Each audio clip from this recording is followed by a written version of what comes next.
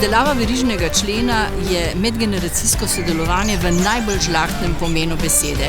Zakaj? Zaradi tega, ker mi starejši lahko predajamo znanja in izkušnje, mlajši nas pa učijo, kako doživljajo današnji svet.